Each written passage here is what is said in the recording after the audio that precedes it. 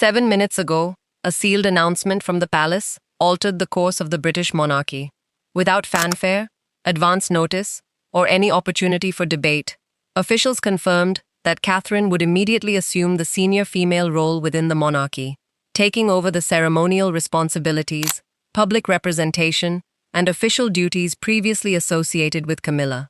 Behind the carefully worded statement stood a family shaken by the decision, a royal household caught off guard, and a single question that overshadowed everything else. What had unfolded behind palace walls to make such an extraordinary change unavoidable? Before we continue, don't forget to subscribe so you never miss the latest royal updates. Buckingham Palace acted with remarkable speed.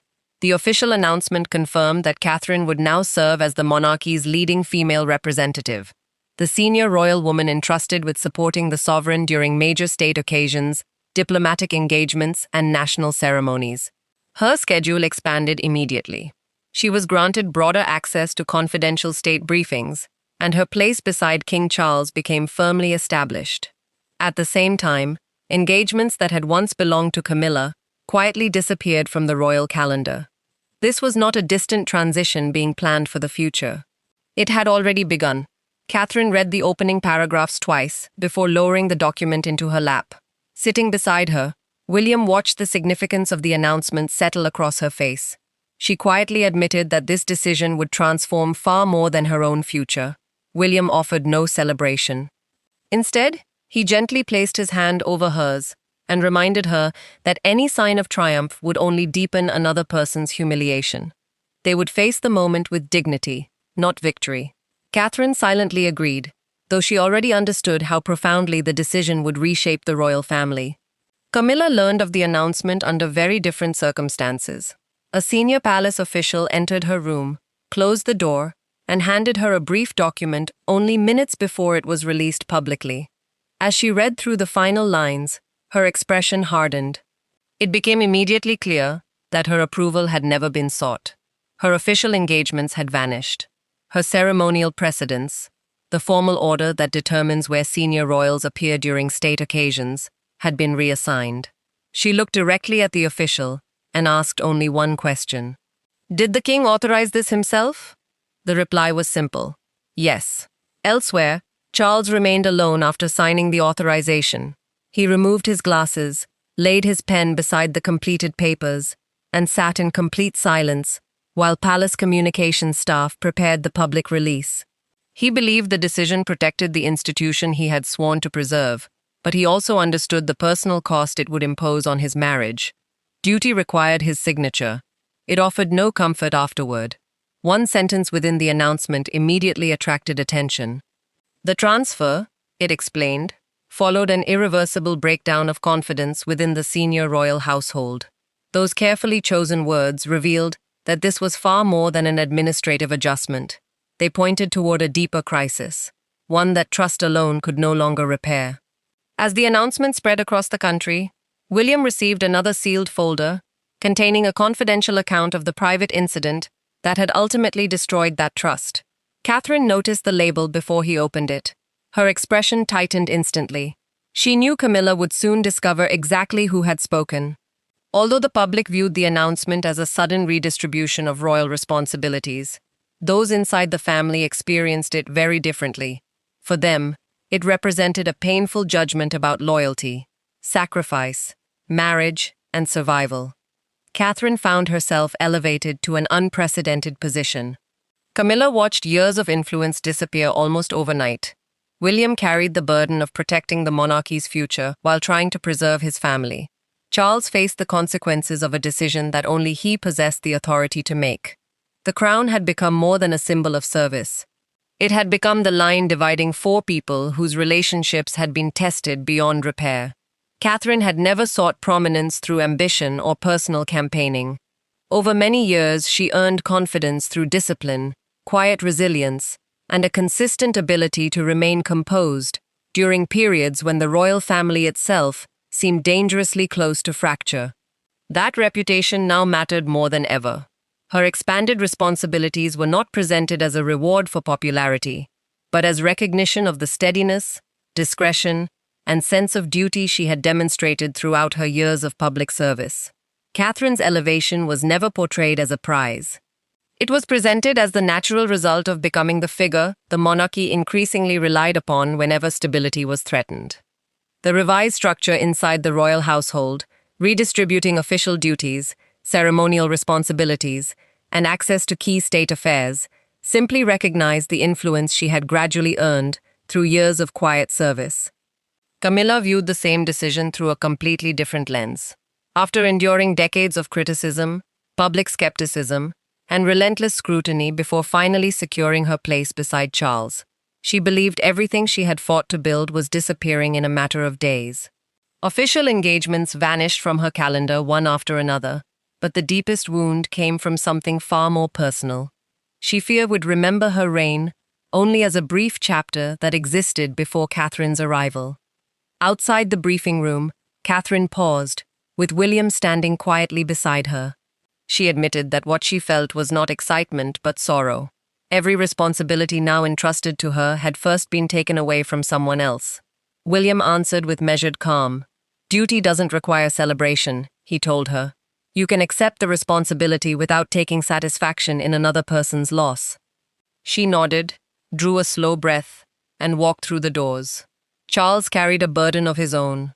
In a private written reflection, the king admitted that devotion to one relationship could no longer come at the expense of every other bond surrounding the crown.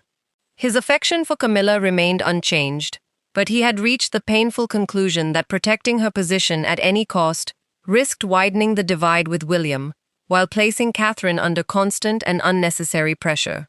Camilla felt that reality became tangible when palace staff quietly began removing files from her official office.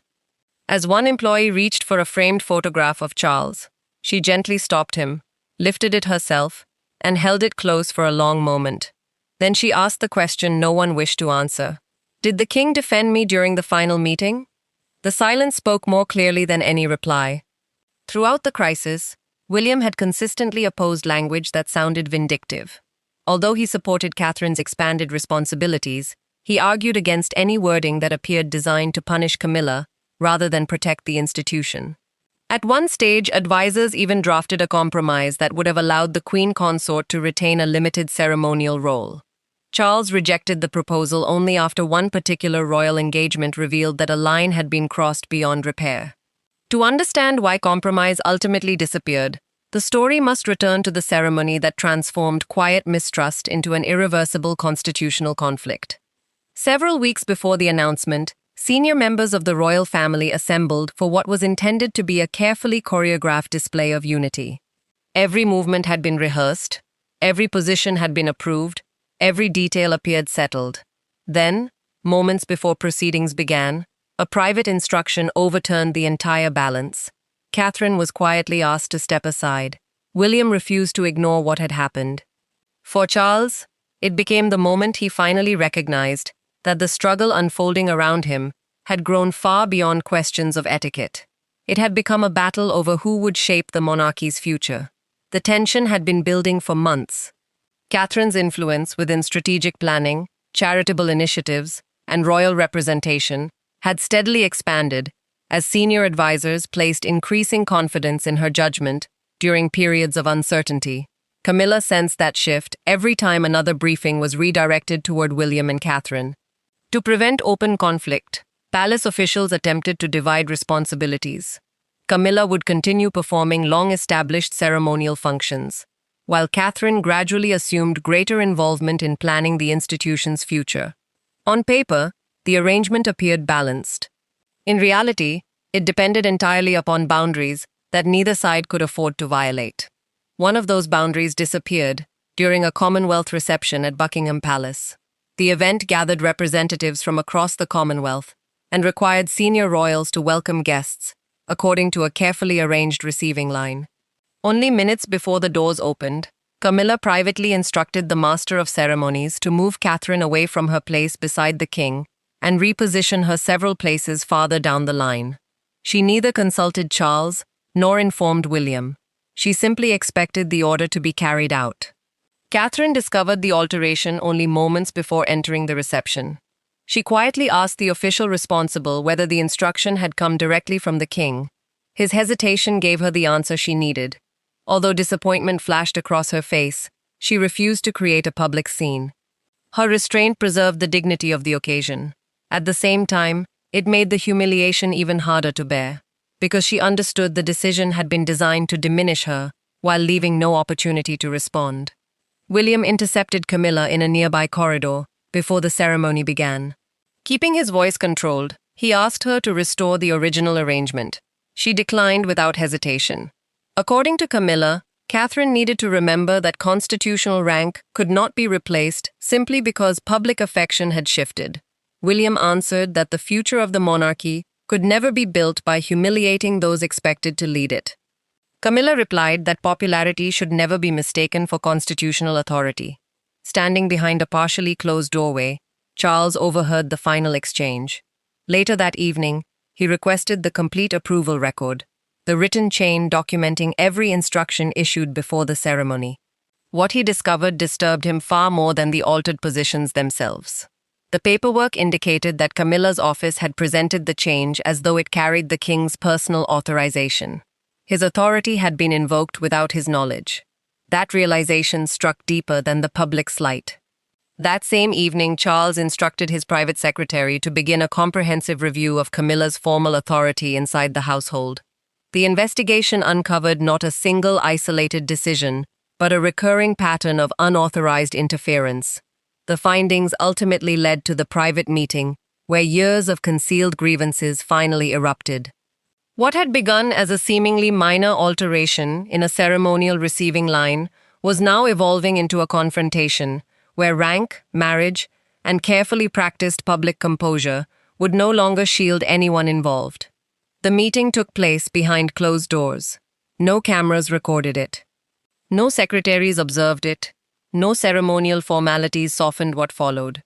Charles sat at one end of the room. Camilla faced him from the opposite side. Between them sat William and Catherine, caught between family loyalty, constitutional duty, and accusations that could no longer remain unspoken. Resting at the center of the table were two sets of documents, the revised Commonwealth reception schedule and a stack of confidential directives issued over recent months. For years, the royal family had survived by leaving difficult conversations unspoken. That afternoon, every silence finally came to an end. Charles spoke first. Sliding the amended reception plan across the table, the king asked a single question. Why was my authority used to approve an instruction I never authorized? The document detailed every element of the event: the receiving line, guest greetings, and ceremonial positions. Camilla glanced at the papers but made no effort to pick them up. Her silence changed the atmosphere instantly. Everyone in the room understood this was no longer about a rearranged protocol. It was about trust that had quietly eroded over time. William broke the uneasy silence. Speaking with measured restraint, he explained that Catherine's office had experienced a steady pattern of unexplained last-minute alterations. Invitations had quietly disappeared. Seating plans had been rewritten. Official responsibilities had been reassigned without warning. Taken individually, each incident seemed insignificant. Together, they revealed a deliberate effort to diminish Catherine's public role. Although his voice remained calm, the frustration behind his words was unmistakable. The family can no longer dismiss repeated humiliation as routine procedure, he said. Camilla turned toward Catherine. She argued that public admiration had gradually evolved into political influence, and insisted that growing popularity was beginning to reshape the established royal hierarchy. Catherine met her gaze without hesitation. I have never tried to replace anyone, she replied quietly. I accepted the responsibilities entrusted to me, and I won't apologize for serving when the monarchy needed me. Charles shifted his attention to his wife. He asked whether she truly understood what using his authority without permission had done to the trust between them. For the first time, Camilla's composure faltered. She admitted that she had spent years defending their marriage against criticism, rejection, and relentless scrutiny, only to watch another woman slowly occupy the place she had struggled so hard to secure. I won't disappear simply because the future has become more convenient, she said. William leaned forward, placing both hands firmly on the table. His message was unmistakable. Catherine would no longer endure private attacks disguised as matters of protocol. He spoke not only as her husband, but as the future king. Everyone in the room understood the distinction. Protecting Catherine, he explained, had become inseparable from protecting the institution itself. Without another word, Charles opened a second file. Inside were palace records documenting several unauthorized interventions carried out under the appearance of royal approval. Among them was a directive attempting to block Catherine from receiving official state correspondence prepared for William's household. That discovery elevated the matter far beyond a disagreement over ceremonial seating. It raised questions about interference with constitutional responsibilities. Camilla looked directly at the king. She demanded that he make a choice. Would he defend his wife, or surrender authority to the next generation? Silence filled the room. When Charles finally answered, his voice remained steady. The crown cannot survive by protecting behavior that is breaking the family apart. He announced no formal punishment. Instead, he quietly asked Camilla to leave, while requesting William and Catherine to remain. The door closed behind her. But the struggle for influence remained inside the room. It had simply narrowed to the three people who now carried responsibility for the monarchy's future. Royal authority rarely changes through dramatic speeches. It shifts through signatures, official appointments, ceremonial precedents, access to confidential briefings, and the privilege of standing beside the sovereign when the nation is watching. After Camilla departed, Charles faced the most consequential decision of his reign. William argued for permanent institutional safeguards.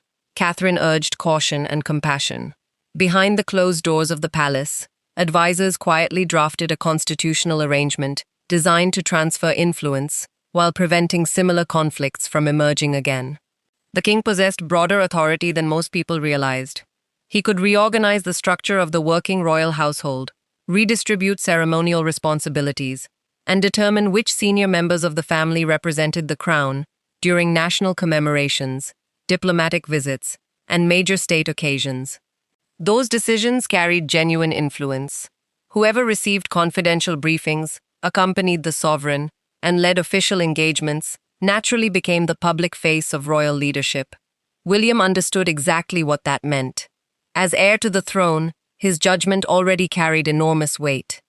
Senior advisors had warned repeatedly that prolonged conflict between his household and the king's risked damaging public confidence in the monarchy itself.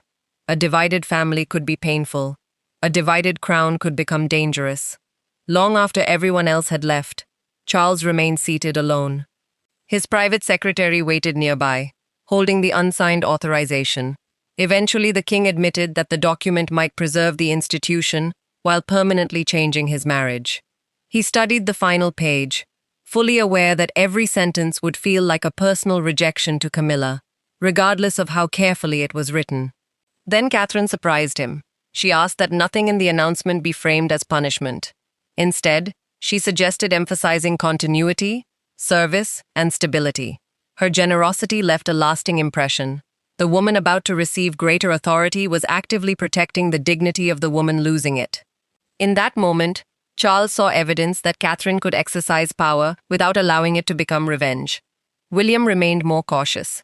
He insisted upon written safeguards preventing any royal office from altering Catherine's responsibilities, official correspondence, or ceremonial standing without approval from either the sovereign or the heir. Informal assurances, he argued, had already failed too many times. This time, the protection had to exist on paper. Palace legal advisors soon completed a senior representation order, a formal household directive transferring primary ceremonial and public responsibilities from one senior royal to another.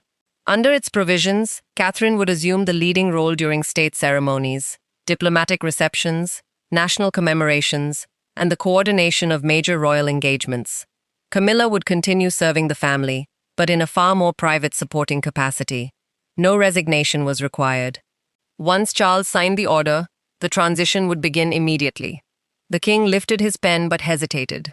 Looking toward Catherine, he asked one final question. "Do you understand how lonely this responsibility can become?" She answered without hesitation. "Duty is never a reward, and it should never be treated as one."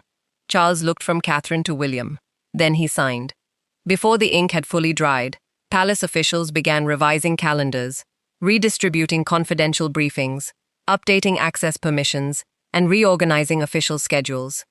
Camilla discovered the true scale of the decision the following morning, not through another conversation with Charles, but when her name no longer appeared on the state's confidential briefing list. The transfer of authority had been completed on paper. Now the palace itself would experience its consequences, office by office, corridor by corridor, and relationship by relationship. The consequences did not arrive through raised voices or dramatic announcements. They appeared in empty calendars, cancelled briefings, and familiar faces that suddenly avoided direct eye contact. By the following morning, Camilla's name had quietly disappeared from meetings she had always expected to lead. Documents that once arrived at her office were now delivered to Catherine instead, while members of the royal household gradually adjusted their loyalties toward a new center of authority. The transition had become official. Its emotional cost became visible in the silence that followed. Camilla noticed the first change before breakfast. Her scheduled state briefing had vanished from the diary, and invitations requiring the monarchy's senior female representative had already been reassigned to Catherine. Several members of her own staff were informed that they would temporarily support the Prince and Princess of Wales in carrying out their expanding official responsibilities. The message required no explanation. Power inside the palace had already begun to shift. Soon afterward, the royal diary revealed another unmistakable sign. For an upcoming diplomatic reception, Catherine's name now appeared beside King Charles, exactly where Camilla's had appeared only hours earlier.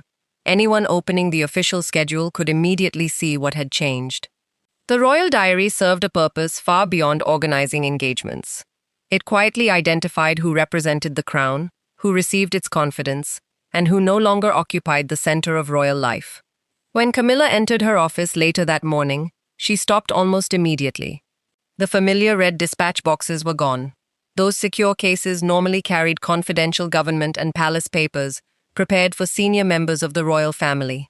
Their absence said more than any formal announcement ever could. She summoned her private secretary and asked where they had gone. With visible hesitation, the secretary explained that the files had been redirected under the authority of the newly signed household order. Camilla gripped the back of a nearby chair. For several moments, she remained standing. Finally, she asked the only question that mattered. Did the king personally approve every one of these changes? The reply came quietly, yes. She dismissed the staff without another word. Once the room emptied and the door closed, the composure she had maintained for years finally gave way. The woman who had spent decades fighting to secure her place within the monarchy realized the institution had already begun functioning without her. Elsewhere inside the palace, Catherine received the same red briefing boxes. She rested her hand on the top folder, but hesitated before opening it. William watched silently, recognizing the weight those documents now placed upon her shoulders. The whole palace feels like it's grieving, she admitted softly. William answered with quiet understanding. The fact that you're hesitant proves you understand the cost. But responsibility doesn't become optional simply because it arrives through heartbreak. Later that day, a long-serving member of Camilla's household requested a private audience with Charles. During the documented meeting, the aide presented additional papers that had never appeared during the original review. They revealed preparations for a future state occasion in which Catherine would have been removed entirely and replaced by another representative, selected through Camilla's office. Charles read each page in complete silence. When he finished, one conclusion had become unavoidable. The conflict would not have ended on its own. The reforms he had ordered could no longer be softened or withdrawn. Yet before